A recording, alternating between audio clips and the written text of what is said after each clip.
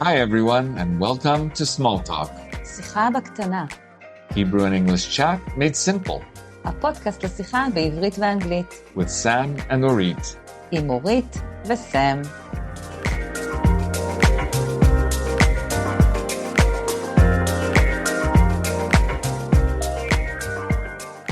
Hi everyone, welcome back to Small Talk and to our new episode.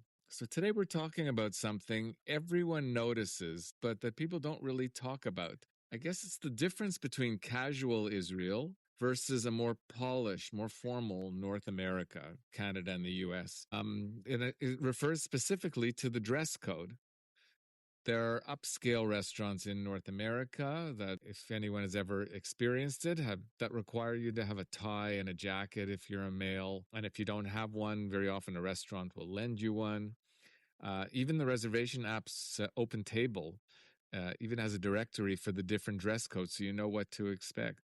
So, Orit, is there something similar to that in Israel?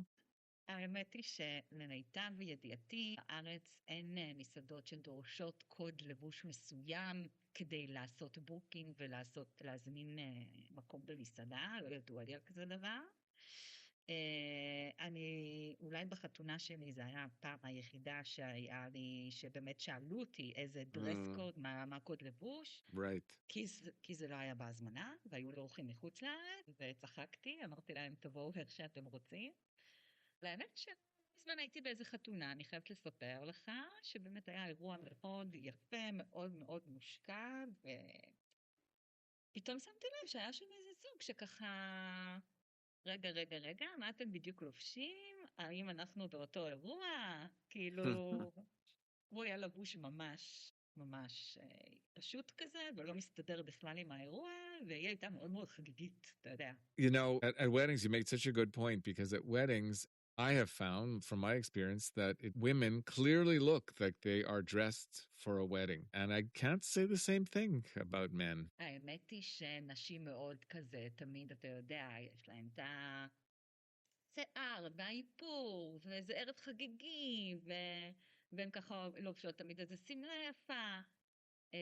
אבל באמת פה היה מצב מוזר, שהרגיש לי שהיו הרבה אנשים מאוד, טוב, זה נשמע כאילו אני זקנה, אבל זרוקים קצת, עם סניקרס וג'ינס וזה. חברים של החתן מהמשרד הגיעו ישר מהעבודה, וככה זה היה נראה, והאמת היא, לא הזיז לאף אחד בקהל, רק לי כנראה זה הזיז. Wow, it's so interesting that, yeah, you can almost split the room in half. Half are coming straight from work, other half took a lot of time to prepare for it. And you mentioned before about actual invitations, and in the invitations on many North American weddings I've received, they will say black tie on it. They will sort of give you guidelines for dressing for the specific wedding. אני חושבת שבאמריקה יש הרבה יותר טקסים, או בוא נאמר אירועים שמאוד ברור שצריך לדעת מה לבוא ואיך להתלבש. יש הרבה יותר סוגים. ואצלנו אין כל כך הרבה סוגים. יש חגיגי לשבת, יש חגיגי לחתונה, יש חגיגי לבר מצווה, משהו כזה, אבל לא בלק טאי, לא ברמה של ללבוש טוקסידו. Definitely a big difference. And I think the only time that a North American wedding is casual is if there's like a destination wedding on a beach, you know, in Maui. יש בזה משהו. למי שהוא בעצם לא מכיר את הביטוי הזה, אז בעצם מדובר בחתונה שהיא בחוץ לארץ, באיזה אזור או יעד של נופש, הרבה פעמים בחוף ים או באזורים אקזוטיים בקריביים. ושם באמת אם יש אירוע, אז זה קצת פחות פורמלי מאירוע של ללבוש טוקסידו וחליפות. אבל כמו שסם אמר, זה רשום לך בהזמנה. כאילו ממש אומרים לך איך להתלבש.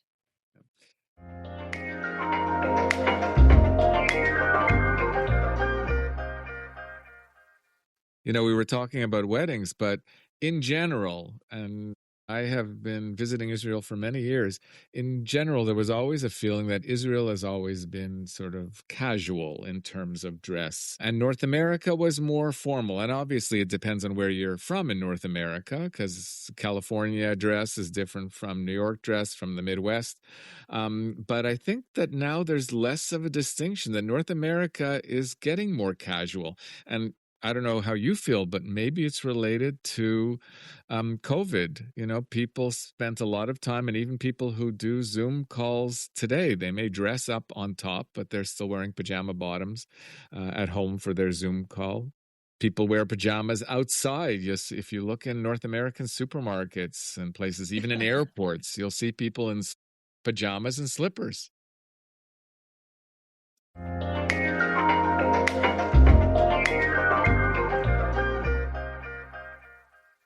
You know, it's interesting because I was reading an article by Alison Shapira about how corporate attire rules are changing.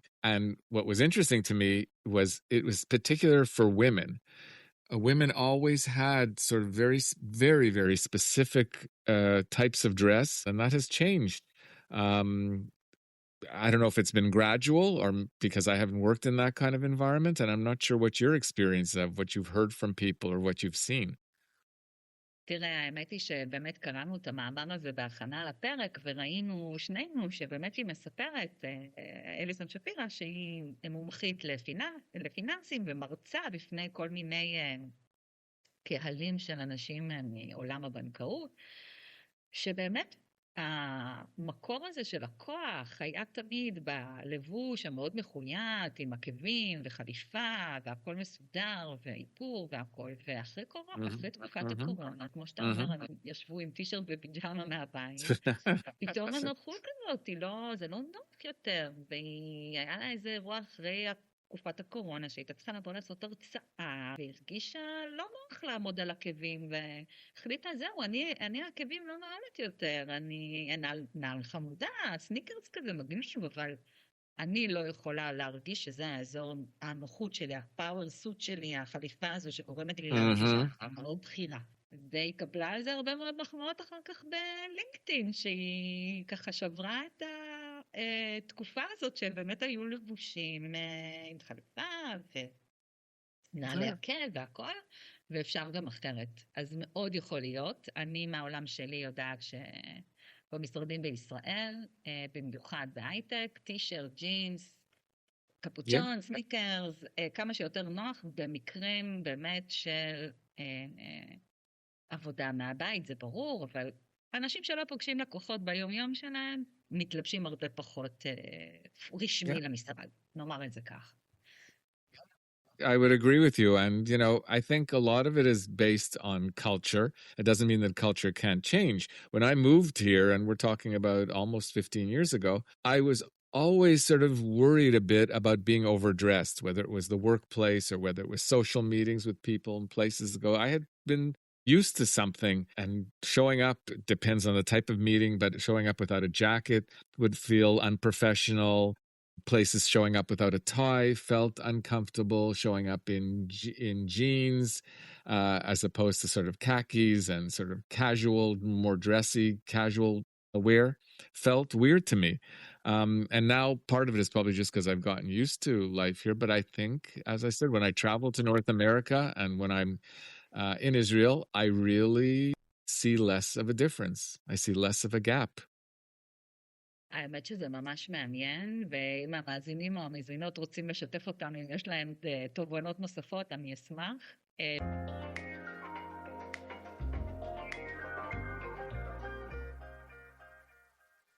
בעיקרון היום, גם אחרי הקורונה, יש משמעות עדיין לקוד לבוש.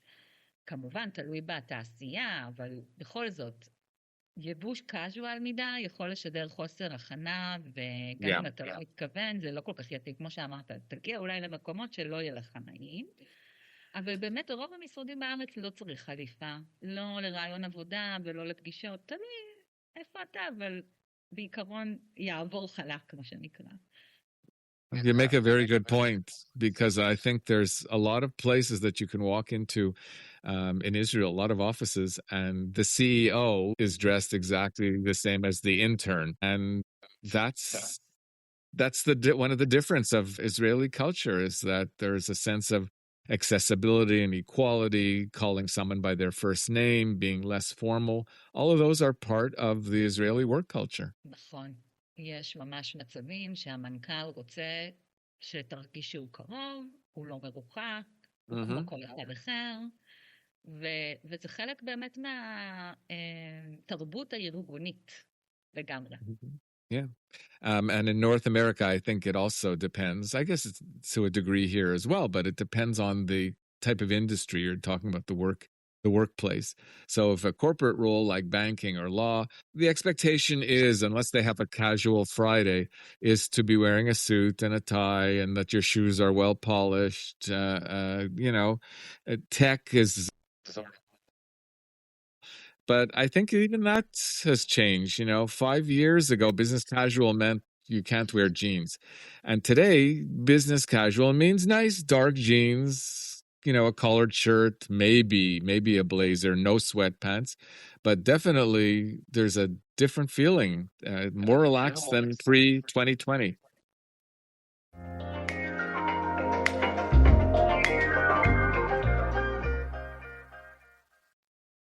סם, אני יודעת שלא מזמן היית באוסטרליה. תדבר קצת איך זה שם? It's interesting because Australia, I think, is a much more casual society in general, but I was actually staying at a hotel in downtown Sydney, and it was a very sort of corporate environment during the week, during the day. I didn't see a lot of suits, but I saw people in sort of upgraded business casual. So, this is not restricted to North America versus Israeli culture and style. I think all over the world, depending on climate, depending on work attitudes, things like that, people choose a comfortable way of dressing, and that becomes sort of an accepted way for that particular country, in that particular area of the world. אוקיי, אני לגמרי איתך. אני חושבת שאם יש למאזינות או למאזינים שלנו מה להוסיף, בגדול ישראלים הרבה יותר נינוחים ביום-יום שלהם, בלבוש היומיומי, גם ביום-יום, גם באירועים וגם במשרד. אבל כמובן, יש לנו מקרים אחרים, סב, שמתלבשים מאוד רשמי, כמו טקס סיום של תיכון, שקוראים לו פרום. My goodness, that's a long time ago for me. I have to think back. Okay, so, my memories from, as I said, way back is we actually wore, in my school where I was from, we graduated at 17, not 18, but we rented tuxedos. And we had corsages for the women, flowers that they had on their wrists or that was pinned to their dress. And we had a flower, a boutonniere that was put on our tuxedo or suit. We had bad haircuts, embarrassing dances. It was just, it was a whole other world, but that was what was expected, that no different. אז בארץ התופעה הזאת נכנסה לישראל, לדעתי, ב-20-25 שנה האחרונות. כשאני הייתי בתיכון, ואני קצת יותר צעירה ממך, היה טקסים, אבל הוא לא היה מסיבה עם נשף, זה לא היה עם חליפה ושמלות מיוחדות. היום זה ממש דורש שהבן יקנה או יזכור חליפה, יש לו דייט, יש להם תמונות ביחד, הם מארגנים שהצבעים יהיו מתאימים, הם מארגנים שיהיה זר לבחורה, וזה הרבה פעמים הפעם הראשונה שהבן לובש חליפה. אולי הפעם הבאה תהיה כשהוא יתחתן, כי בבר מצווה חליפה, אז שתבין כמה זה וואו, כאילו, הנה הפעם הראשונה אתה בגיל 18-17 לובש חליפה. Wow. It's so interesting because like we said before, that there's sort of like the gap is really closing between the expectations from North America to Israel. And we see it with something like the prom, which is sort of the direction is going more formal just for the prom. But again, when we talk about things like that, these are life events, these are things that are special occasions and rites of passage, as we say, graduating from high school. We talked about bar mitzvah, weddings, even stuff like your job interviews and your first job interview. These are things that don't happen all the time and that require people to think about dress in a different way than maybe they're used to. נכון. הנשף סיום של התיכון זה באיזשהו מקום האבן דרך בדרך לחיים האמיתיים, לפני הצבא, רוצים להתלבש, לחגוג. הנערים והנערות היום גם, אתה יודע, הם ברשתות החברתיות, ורואים את הכל בכל העולם, את הטיק טוק, את האינסטגרם, רואים בסרטים, אז הנשף זה תמיד ככה חלק מהעולם. אבל מעבר לפרום ולחתונה, תראה, בסוף גם טקסים בצבא בישראל, הם אירועים שיש גם מדים וחליפה, ואין בגדים אזרחיים, אז יש לנו פשוט פחות, אנחנו פחות לובשים אחר כך לבוש רשמי, אבל כשיש, אז אתה רואה שרק באמת בצמתים האלה, בחיים, כמו שאתה אמרת, אז אולי לובשים באמת יותר רשמי וחליפות ושמאלות וכל הדבר חגיגי הזה. It's something really that we have to keep our eye on and see how the change progresses, because North America has many, I think, more formal occasions than Israel does built into the social calendar. So you have to have more variety in your wardrobe. But as I said, I think that gap is really closing, and we'd be very interested to hear from anybody who has seen it, experienced it, or has an opinion on it, because it's really sort of fascinating to see how times have changed from 10 years ago, 20 years ago. Very interesting.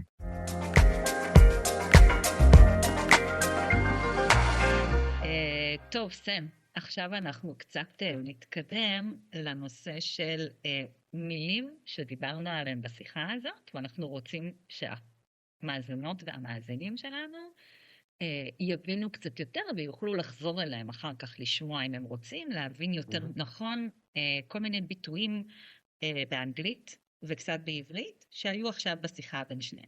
I think that these key words and phrases that people maybe have heard for the first time are really important for us to go over.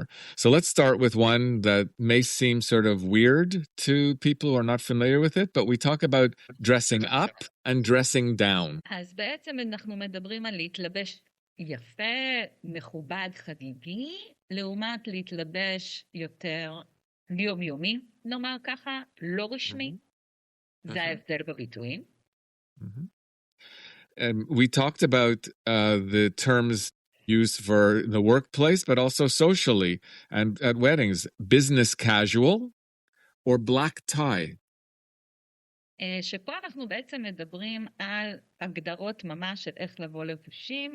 ביזנס קאז'ואל, יש בדרך כלל ז'קט ומכנסיים, אבל פחות מחויטים, זה לא חייב להיות חליפה, אבל צריך להיות בלייזר. בלק טאי זה בדרך כלל חליפת טוקסידו מלאה עם עניבת פרפר.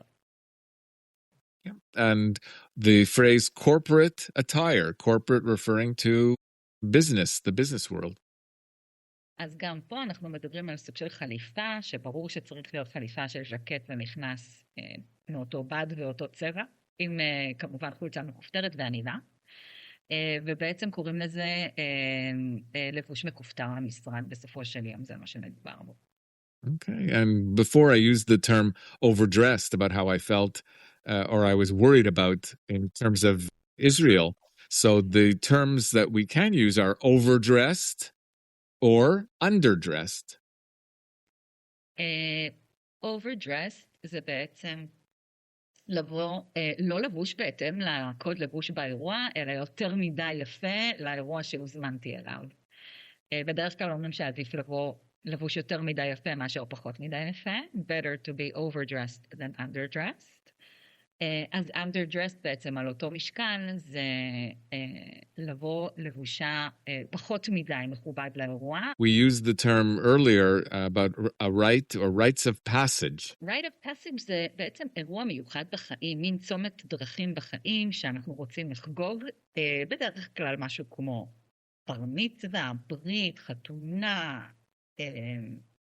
דברים שכאלה. הפרום למשל, נתנו את זה כדוגמה, שבאמת במקרים האלה אנחנו בהקשר של לבוש מתלבשים מאוד חגיגי וחוגגים את התקופה הזאת. Okay.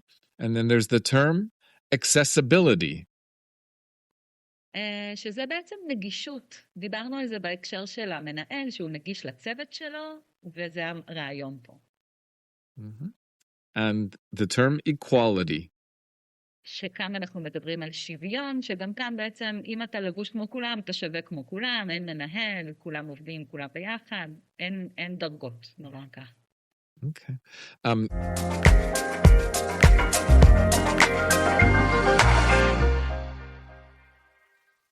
So the idiom that we'd like to share with you today for this particular episode is dressed to the nines. And that's very relevant for those people that have watched award shows, that have been to very, very formal weddings. And to be dressed to the nines means to be dressed at a very highly formal level. התלבשו בצורה מאוד רשמית, כאילו הכי רשמי שאפשר, כמו לאוסקר, ויש כאלה שבאמת את האירוע שלהם לוקחים לרמה הזאת של טקס, עם כל מה שצריך.